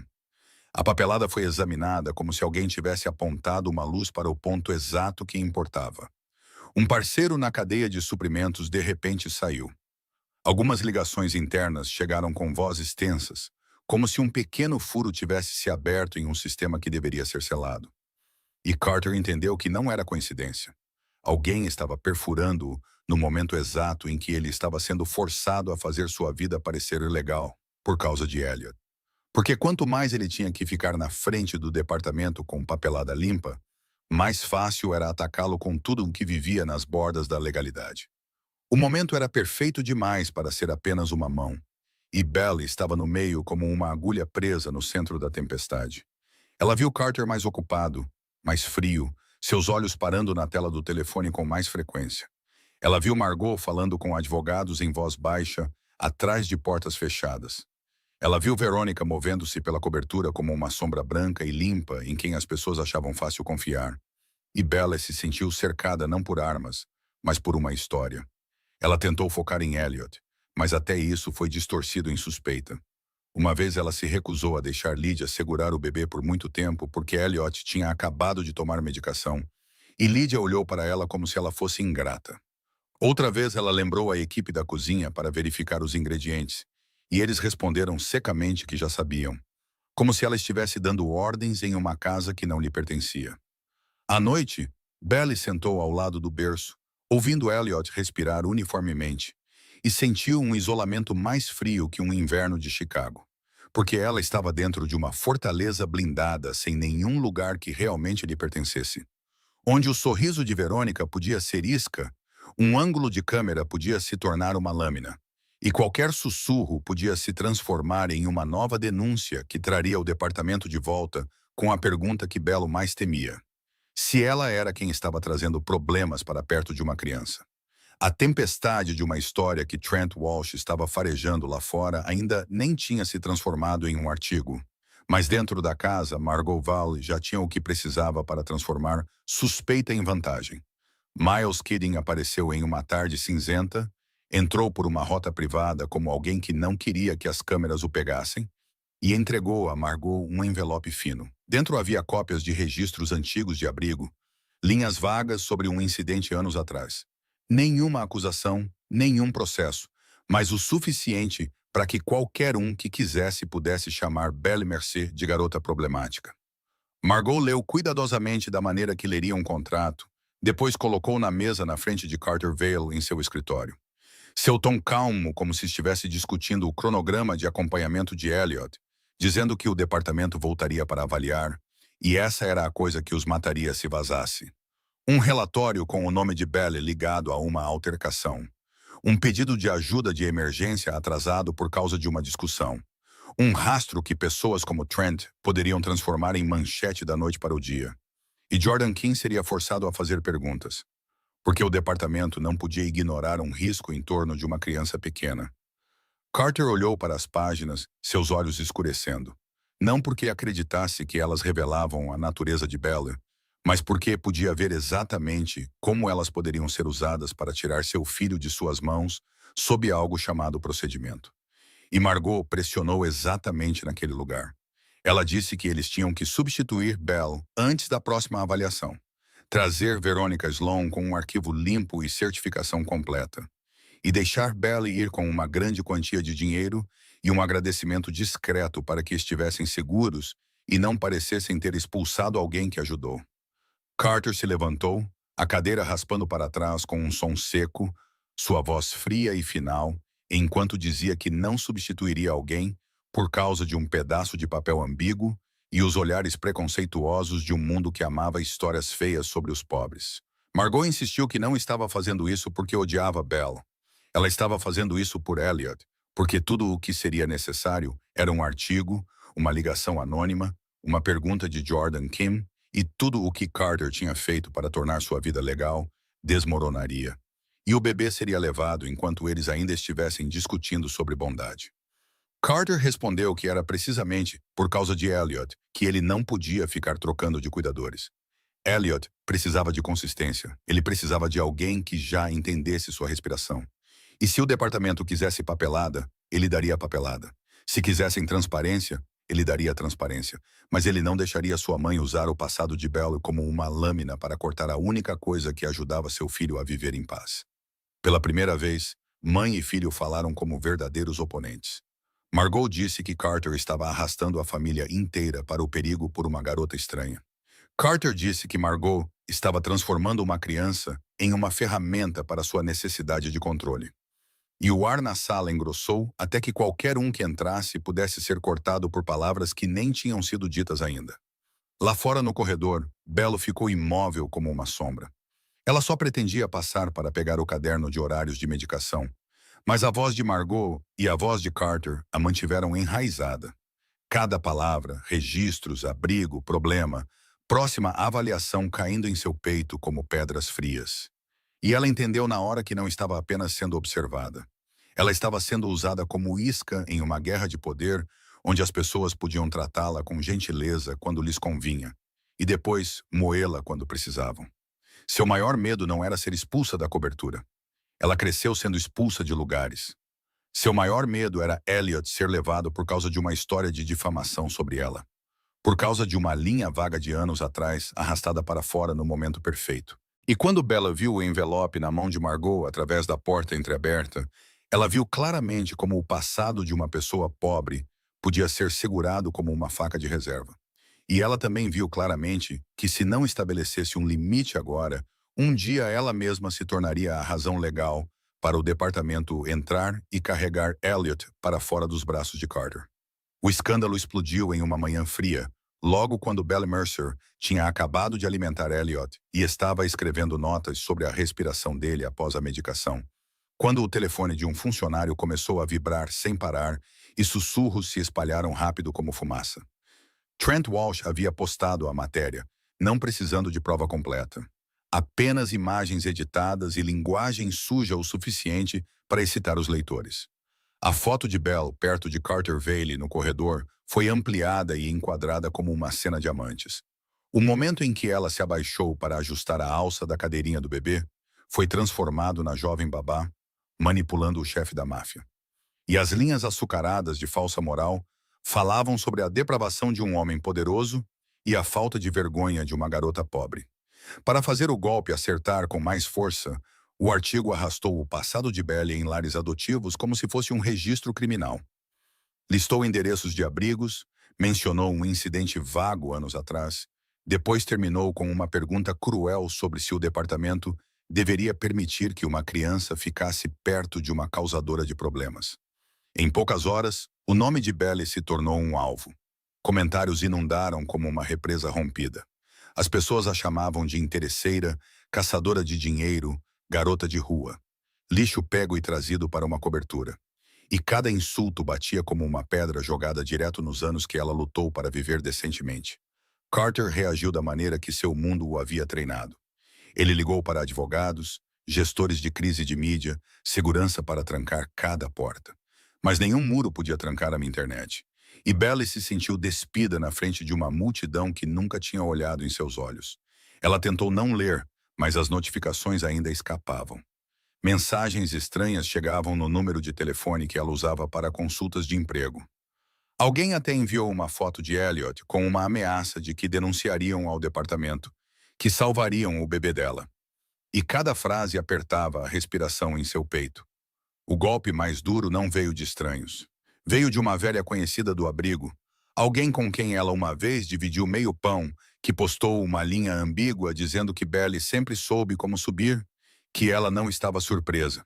E a multidão se agarrou a isso como evidência, transformando a ambiguidade em veredito. Belle sentou-se no quarto do bebê, ouvindo Elliot respirar uniformemente, e viu a armadilha se fechando. Porque se ela ficasse, qualquer ligação anônima poderia puxar Jordan King do departamento de volta com uma nova suspeita em seus olhos. O plano de segurança poderia se tornar sem sentido se as pessoas acreditassem que este ambiente continha risco. E em uma guerra onde a verdade sempre perde para o barulho, o primeiro a perder seria uma criança sem voz. Carter entrou, seu rosto frio como gelo, mas seus olhos vermelhos de raiva. Ele disse que tiraria o artigo do ar. Ele processaria. Ele sufocaria o vazamento na fonte. Ele disse que ela não podia sair quando eles precisavam provar estabilidade. Mas Belly olhou para ele, e desta vez sua calma parecia uma decisão dolorosa. Ela disse que era precisamente por causa da estabilidade que ela tinha que ir. Porque sua presença agora havia se tornado isca para as pessoas puxarem o departamento para mais perto, e Elliot não podia pagar o preço pela reputação dela ou pela guerra de poder da família Vale. Carter disse que ela estava se condenando. Bello disse que não estava se condenando. Ela estava apenas fazendo a única coisa que um cuidador que realmente se importava poderia fazer. Quando percebeu que havia se tornado um risco, ela colocou a criança antes de si mesma. No silêncio pesado, ela abriu seu caderno de horários e o reescreveu a limpo. Cada hora de sono, cada quantidade de leite, cada sinal de pânico. Como reduzir o estímulo, como segurar o bebê para que a via aérea ficasse reta. A localização do autoinjetor de emergência, o número da doutora Simone Patel, as consultas de acompanhamento. Lembretes sobre a alergia à manteiga de amendoim e como reconhecer a anafilaxia. Como se estivesse escrevendo um testamento profissional para alguém que ela sabia que poderia nunca mais ver quando o bebê crescesse. Ela fechou o caderno e o deixou no balcão da cozinha, onde Carter sempre o veria, junto com o arquivo médico organizado em ordem. Então voltou para o quarto, abaixou-se e beijou a testa de Elliot uma vez, cuidadosa para não deixar lágrimas caírem na pele dele porque não queria assustá-lo. E quando Elliot abriu os olhos e procurou por ela, Belly cantarolou a canção de ninar familiar tão suavemente que parecia um pedido de desculpas sem palavras. Ela saiu da cobertura com uma pequena bolsa da mesma maneira que tinha saído de abrigos antes. Mas desta vez, cada passo parecia rasgar um fio dentro de seu peito, porque ela sabia que não estava saindo por medo de Carter. Ela estava saindo porque amava uma criança o suficiente para carregar a culpa, o suficiente para ser mal interpretada. Contanto que Elliot não fosse arrancado dos braços do pai por uma campanha de difamação que ela não podia parar. Bella Mercer partiu, e o que ela deixou para trás foi uma cozinha limpa demais e um caderno de horários que parecia um batimento cardíaco ainda pulsando no papel. E Carter Vale ficou naquele espaço vazio como um homem que acabou de ter a única coisa que podia suavizá-lo roubada. Mas ele não se permitiria desmoronar, porque se ele deixasse a emoção guiar, Elliot seria o primeiro a pagar. Ele começou a contra-atacar com a única lógica que confiava que funcionaria agora. Manter seu filho em primeiro lugar, apagar o fogo na fonte e não dar ao departamento nenhuma razão para olhar para esta casa com nova suspeita. Seus advogados enviaram exigências de remoção e avisos de preservação para a editora, reuniram cada imagem original, cada segmento de câmera, cada carimbo de data e hora editado, selaram tudo com registros de tempo e construíram um arquivo como um caso criminal. Não para vingar o orgulho, mas para provar um fato simples, que o ambiente de cuidado de Elliot havia sido atacado com informações falsas. Carter ordenou que sua equipe técnica rastreasse o vazamento. Quem poderia ter acessado os quadros do corredor? Quem tinha privilégios de câmera? Quem poderia saber o cronograma de entrada? A lista foi peneirada como ouro, e nomes começaram a cair sem barulho. Ele bloqueou o acesso, mudou cada código, cortou laços com contratados mostrando sinais irregulares. E, ao mesmo tempo, fez pessoas seguirem o dinheiro em torno de Trent Walsh. As compras de anúncios, os patrocínios, os relacionamentos superficiais que pareciam legais. Porque neste mundo, ninguém caçava uma grande história de graça. Quando alguns pagamentos foram rastreados através de empresas intermediárias, Carter não disparou uma arma. Ele os congelou, cortou a fonte, sufocou-os com pressão legal e financeira, como uma mão na garganta que não deixava marca. E, em paralelo, ele usou pessoas que viviam fora da luz para encontrar quem havia colocado a isca no momento exato em que Belly havia sido ameaçada por registros de abrigo e o departamento estava se preparando para retornar. O momento era preciso demais para que Hector Rivas não estivesse por trás disso. Carter entendeu isso e o fez manter a superfície ainda mais limpa. Porque um erro, um ato óbvio de violência, um confronto que trouxesse a polícia, e Jordan King teria uma razão para intervir e questionar o plano de segurança que Carter tinha acabado de assinar. Ele cuidou de Elliot pelo caderno que Bell havia deixado, forçando-se a seguir cada hora, forçando-se a ficar quieto quando o bebê se assustava. Mas toda vez que Elliot levantava o rosto, procurando o calor familiar que não estava lá, Carter sentia uma raiva fria subir. Não de Belly, mas de si mesmo, por deixá-la se tornar um alvo. E então, pela primeira vez em sua vida, em vez de usar a escuridão para manter alguém perto, ele escolheu fazer algo certo no sentido legal e humano. Ele disse ao seu advogado para redigir um conjunto de documentos que reconhecia formalmente o papel de cuidadora de Bell durante o período passado, confirmando que ela tinha sido uma cuidadora temporária sob contrato, que ela havia assistido medicamente durante a emergência de anafilaxia, que ela havia cumprido o plano de segurança e procedimentos de segurança, para que, se o departamento recebesse qualquer denúncia anônima, eles veriam que a consistência não era apenas conversa.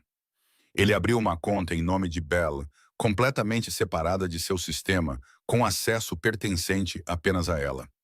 Sem condições, sem demandas, sem laços para retornar ou assinar qualquer outra coisa.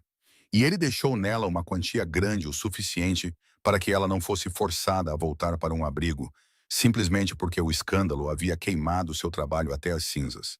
Ele sabia que aquele ato poderia ser mal interpretado como suborno, mas ele adicionou uma declaração curta, não doce, não promissora, apenas dizendo que isso era uma saída, não uma coleira. Isso era o que ele devia a uma mulher que havia colocado a segurança de seu filho acima de sua própria reputação. E ela poderia usar isso para deixar a cidade se quisesse. Ninguém procuraria. Ninguém exigiria de volta. Ele não enviou através das pessoas de Margot. Ele não entregou a Lídia. Ele providenciou para que fosse entregue diretamente a Bell da maneira mais discreta e legal possível, com uma cópia do cronograma de acompanhamento e a confirmação do médico para que ela soubesse que Elliot permanecia estável. Quando tudo foi colocado em sua devida gaveta, só então Carter ficou sozinho na janela, olhando para Chicago como uma fera que sabia esperar. E ele entendeu que essa luta não era mais sobre quem ganhava dentro da Casa Vale. Era sobre quem controlaria a verdade antes que o barulho a controlasse.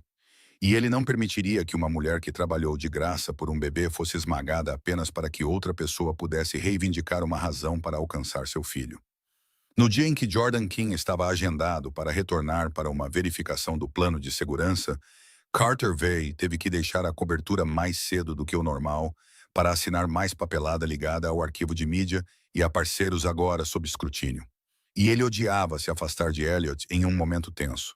Mas a lógica de manter seu filho em primeiro lugar sempre vencia. e ele acreditava que o sistema de segurança havia sido apertado com tanta força que ninguém poderia passar. Héctor Rivas não escolheu arrombar uma porta. Ele escolheu algo mais perigoso: fazer a porta se abrir sozinha, usando homens nos uniformes certos e palavras que combinavam perfeitamente com o procedimento. Perto do meio-dia, o porteiro do prédio recebeu uma ligação de um número interno falsificado, dizendo que uma equipe técnica estava vindo para inspecionar o sistema de segurança contra incêndio conforme requisitos de seguro, porque arquivos recentes haviam chamado a atenção. O nome do contato foi lido corretamente. O código do trabalho foi lido corretamente. E quando a segurança do térreo tentou verificar através da linha errada, eles receberam uma resposta preparada que aprovou a equipe para acesso de serviço. Nenhuma arma foi exibida, nenhum grito. Apenas dois homens em jaquetas técnicas cinzas carregando uma caixa de ferramentas e um terceiro empurrando um carrinho de equipamentos, passando pelas câmeras como se estivessem andando pelo saguão de um hospital. E o sistema os registrou como funcionários do prédio. Lá em cima na cobertura, Carter tinha acabado de sair. Os funcionários da casa estavam espalhados, e Elliot estava tirando uma soneca no quarto. Com Belle longe porque ela tinha ido embora, e apenas seu caderno de horários estava na mesa como um lembrete amargo. A única pessoa fora da família Vale que esteve perto recentemente era Belle Mercer, e ela estava em um quarto alugado barato, tentando não olhar para o telefone até que uma ligação veio de um número desconhecido. E a voz da doutora Simone Patel era rápida, avisando que o hospital tinha acabado de receber uma consulta estranha sobre o arquivo de alergia de Elliot, como se alguém estivesse tentando confirmar o momento em que o bebê estaria mais fraco. E essa pergunta transformou a espinha de Belle em gelo. O instinto de sobrevivência a puxou para cima antes que sua razão pudesse impedi-la. Ela ligou para o número interno da cobertura e ninguém atendeu. E então ela correu para a rua, pegou um táxi, disse o endereço como uma oração com apenas um pensamento restante em sua mente, que se alguém estivesse mirando em Elliot, então toda a guerra de poder, todo artigo, todo registro de abrigo se tornava uma piada cruel. Quando Belle chegou ao saguão do prédio, ela viu dois técnicos entrando no elevador de serviço. E um pequeno detalhe disse a ela que estava errado. Eles não estavam examinando o espaço como trabalhadores. Eles estavam examinando como homens medindo rotas de fuga. Ela não correu para o elevador porque entendeu que não tinha o poder de bloqueá-lo fisicamente. Então, ela fez a única coisa em que era boa: ganhar tempo e criar um sinal. Ela foi até a mesa do porteiro e disse que havia um problema com a lista de entrada do plano de segurança assinado, que qualquer equipe técnica subindo tinha que ser confirmada por Carter com um código privado.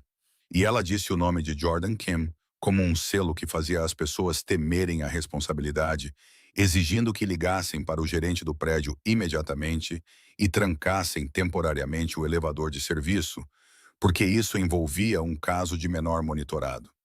O porteiro hesitou, mas a menção ao departamento apertou seu rosto e em poucos segundos preciosos ligações internas foram feitas e o elevador foi retido no térreo por mais tempo do que o planejado, criando um pequeno desalinhamento no tempo do atacante.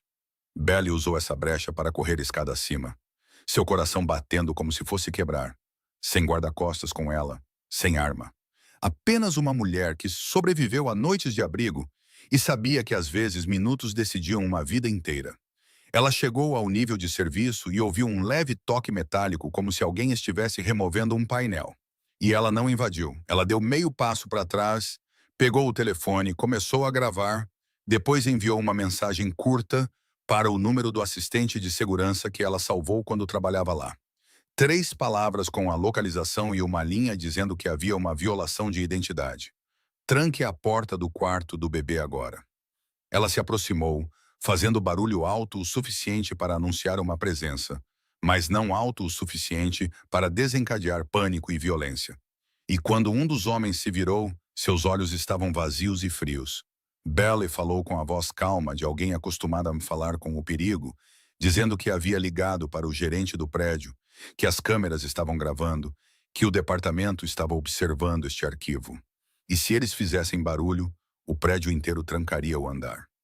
Ele não respondeu. Ele apenas deu um passo em direção a ela. Mas naquele momento, um sinal de segurança interno soou de longe. Não um alarme de incêndio, apenas o alerta de que a porta do quarto do bebê havia sido aberta com o código errado. E Belle correu como se estivesse correndo para o fogo porque Elliot estava do outro lado. Ela chegou ao quarto a tempo de ver a porta entreaberta, uma mão entrando para levantar o berço portátil. E Belle não lutou como em um filme. Ela usou a ferramenta mais simples e implacável que um sobrevivente tem. Ela bateu o carrinho de equipamentos contra o batente da porta para prendê-lo, criando um bloqueio bruto, mas eficaz. Então ela agarrou Elliot primeiro, pressionou-o contra o peito como um escudo vivo e, ao mesmo tempo, apertou o botão de alarme de emergência montado sob o trocador que Carter havia instalado após o incidente das luzes piscando. Um pequeno sinal que foi direto para a sala de segurança. Elliot se assustou e começou a chorar, sua respiração acelerando como o pânico retornando. E Belle sussurrou a canção de ninar direto no cabelo dele, forçando sua própria respiração a ficar lenta, para que o corpo dele pudesse seguir, seus olhos travados na sombra, tentando forçar passagem pelo bloqueio. E naquele momento curto e brutal, ela entendeu que Héctor Rivas havia se revelado ao não aparecer. Ele só precisava que o sistema abrisse a porta. Só precisava de uma brecha enquanto Carter estava preso em papelada e mídia. E se ela tivesse chegado apenas alguns minutos atrasada, Elliot teria desaparecido sem um único tiro. O alerta de emergência mal tinha chegado à sala de segurança quando o telefone de Carter Valley começou a vibrar forte no carro.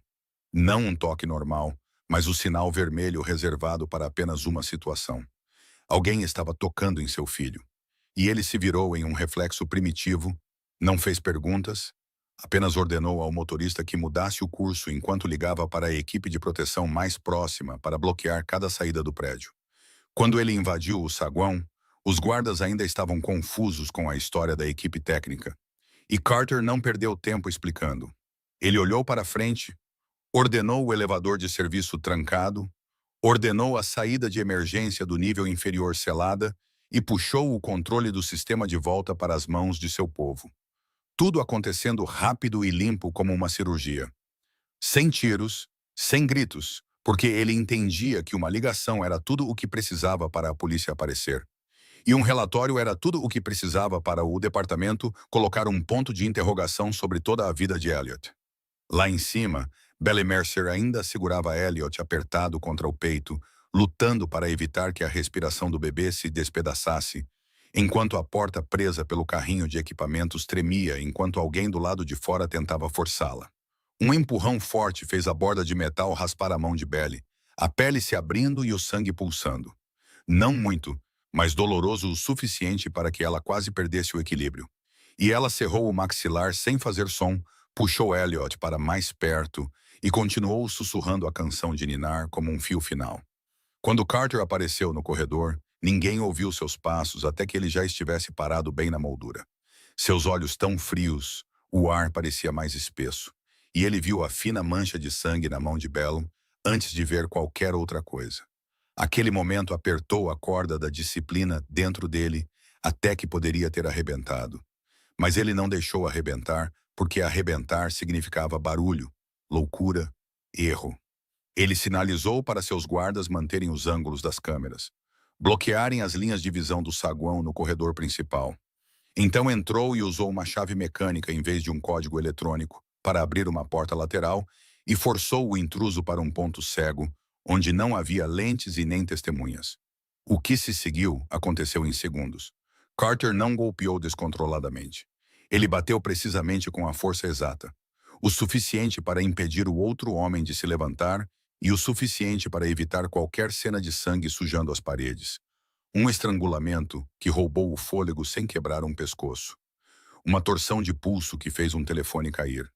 Um empurrão para o chão que o nocauteou apenas o tempo suficiente para ser contido e arrastado como carga. Sem gritos, sem arma sacada. Apenas violência controlada. O tipo que Carter treinou a vida inteira para usar quando algo tinha que ser limpo sem deixar rastro. Ele não perguntou um nome ou exigiu quem os enviou naquele momento. Ele apenas ordenou que fossem levados pela rota privada, substituiu os guardas, trancou todas as portas novamente e deu uma instrução. Ninguém chamou a polícia. Ninguém disse uma palavra envolvendo o departamento porque tudo tinha que ser tratado de forma limpa dentro da casa antes que o mundo exterior pudesse alcançar Elliot através da papelada. Quando o corredor finalmente ficou quieto, Carter se virou para Belle, que a viu ainda firme como uma parede fina, sua mão tremendo de dor e de ter acabado de sobreviver a minutos que decidiram vida e morte. Ele tirou Elliot dos braços dela para os seus com um movimento rápido, mas cuidadoso. Olhou para baixo e viu a respiração ainda rápida, mas estável. E ele soltou uma respiração como alguém que acabou de emergir de um afogamento. Belly começou a dizer que estava bem, mas Carter já havia segurado o pulso dela, olhando para o corte e o sangue, seus olhos escurecendo de uma maneira que não era um chefe da máfia olhando para uma funcionária, mas um homem vendo o preço que outra pessoa pagou em seu lugar. Ele chamou a enfermeira da casa para cuidar disso rápido. Desinfetar, enfaixar, não deixar nada que precisasse ser relatado. Tudo arrumado e quieto da maneira que ele sempre fazia. Belle não chorou. Ela apenas observou Elliot nos braços de Carter e viu o bebê começar a se acalmar, como se a canção de ninar que ela tinha acabado de soprar nele ainda ecoasse em sua memória. E ela reconheceu algo estranho, que Carter estava aprendendo a ficar quieto também.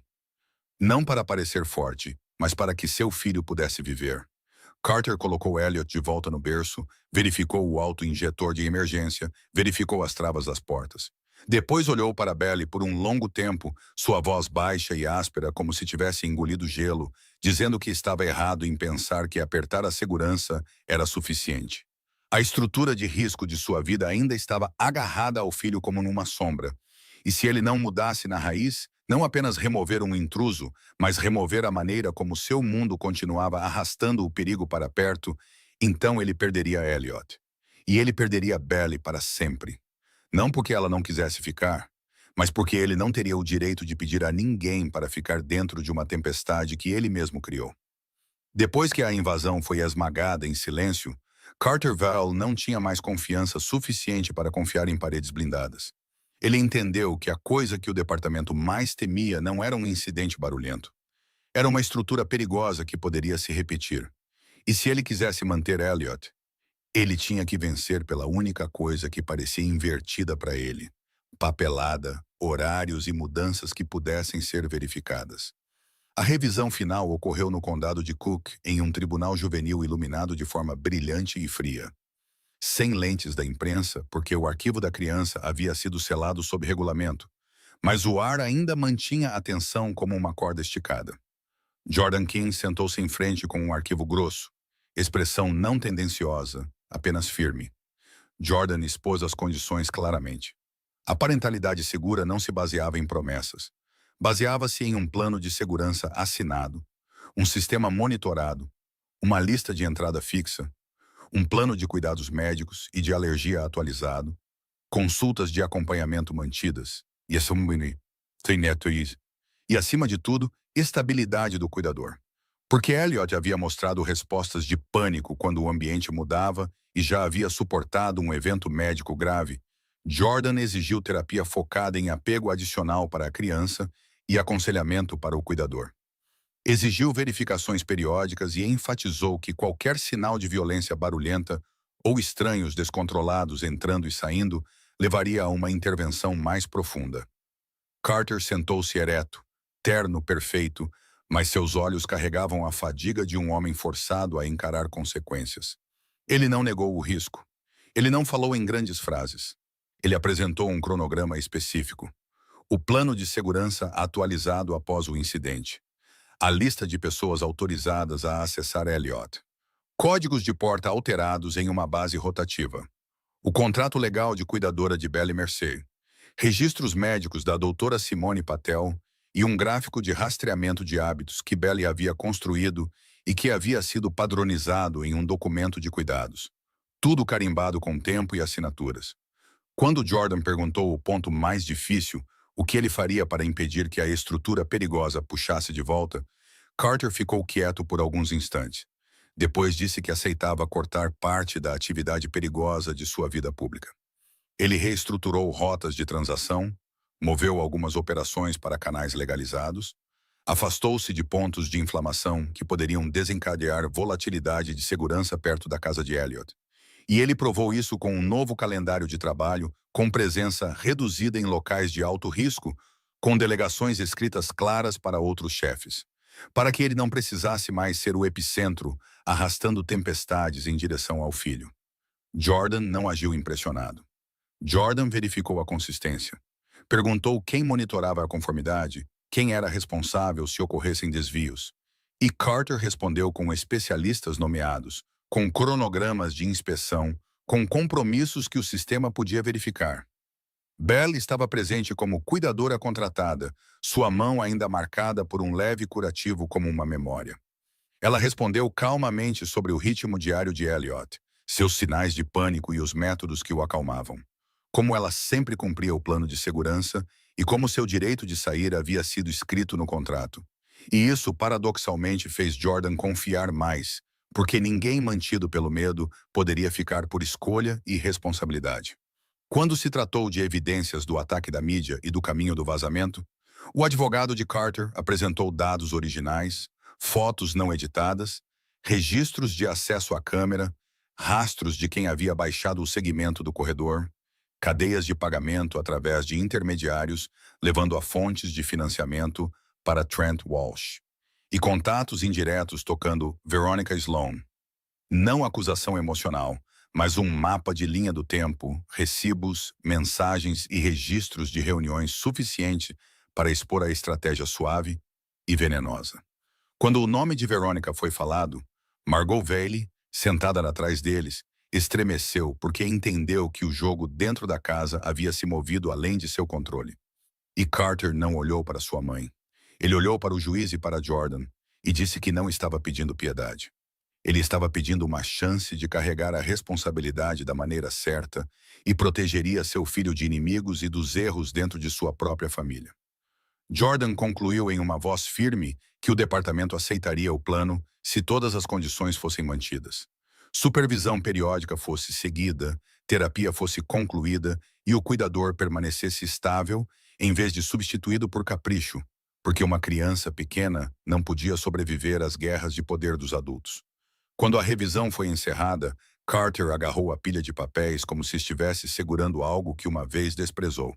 E Bell entrou no corredor do tribunal, ouvindo passos ecoarem na pedra, percebendo pela primeira vez que a coisa que poderia manter Elliot em casa não era um muro ou uma arma, mas uma estrutura limpa, escrita em palavras onde a verdade tinha registros e as mentiras deixavam rastros. Após a revisão final, Chicago permaneceu tão fria como sempre, o vento ainda varrendo entre os arranha-céus, como um lembrete de que esta cidade nunca dormia verdadeiramente. Mas dentro da cobertura de Carter, a coisa mais assustadora havia mudado de forma. Não eram sirenes lá fora ou nomes se movendo no escuro. Era a pergunta que ele se fazia todas as manhãs, se ele tinha feito o suficiente hoje para seu filho ter paz. Carter não propôs com espetáculo e não usou um anel para transformar tudo em um conto de fadas, porque ele entendia que Belle Mercer não precisava ser escolhida pelo glamour. Ela precisava ser respeitada através da estrutura, através de limites, através da liberdade que realmente funcionava.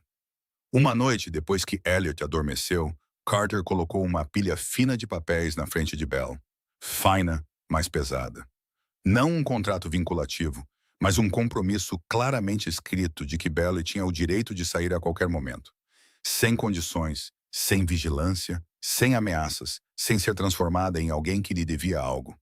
Junto com um plano de segurança de longo prazo com uma lista de entrada fixa, cronogramas de terapia e acompanhamento, procedimentos de alergia atualizados, verificações periódicas exigidas pelo departamento e até mudanças na vida profissional de Carter para que a estrutura de risco não arrastasse tempestades de volta para Elliot novamente.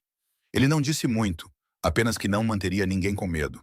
E ele não estava prometendo se tornar um homem gentil. Ele estava apenas prometendo controlar seu poder com consciência, porque ele tinha visto o quão perto seu filho chegou de perder o fôlego. E ele tinha visto Belle sangrar enquanto ficava entre uma porta e uma criança. Belle leu cada linha sem pressa, depois olhou para Carter e entendeu que o que a movia não era riqueza ou poder. Era o fato de que um homem treinado para comandar havia aprendido a colocar a liberdade de outra pessoa por escrito, como se a liberdade dela importasse tanto quanto a existência do filho dele. Ela escolheu ficar não por dinheiro, não por medo, mas porque Elliot agora tinha um lar real. Um cronograma que não seria despedaçado pelo caos. E porque naquele lar, ela não era mais tratada como uma estranha, tolerada nas bordas. Ela era respeitada como um ser humano com o direito de decidir sua própria vida. Naquela noite, além do vidro grosso, Chicago estava fria e distante. E lá dentro, Elliot respirava uniformemente em seu sono. Carter ficou quieto por mais tempo do que antes. Bello cantarolou a canção de ninar tão suavemente que era apenas para o quarto. E o calor não chegou como mágica. Veio devagar, firmemente, como uma casa reconstruída a partir da disciplina, da verdade e da coragem de escolher o que é certo mesmo quando custa caro. A lição desta história pode ser que a segurança não é um muro alto. São limites claros, responsabilidade que é provada, a vontade de mudar a si mesmo para proteger o que você ama. E a verdadeira bondade não precisa ser barulhenta. Ela só precisa ser na hora certa e sem preço, da maneira que Belly foi quando todos os outros exigiam $20.000 para cuidar do filho de Carter. E ela escolheu fazer isso de graça por uma pequena respiração. Se esta história tocou algo em você, por favor, inscreva-se no nosso canal, curta e compartilhe para que tenhamos motivação para trazer mais histórias envolventes todos os dias. O que você achou da jornada de Carter e Belle? E o que isso trouxe para você em sua própria vida real? Compartilhe seus pensamentos nos comentários para que possamos ouvir o que está na parte mais profunda do seu coração. Um grande abraço e nos vemos novamente no próximo vídeo.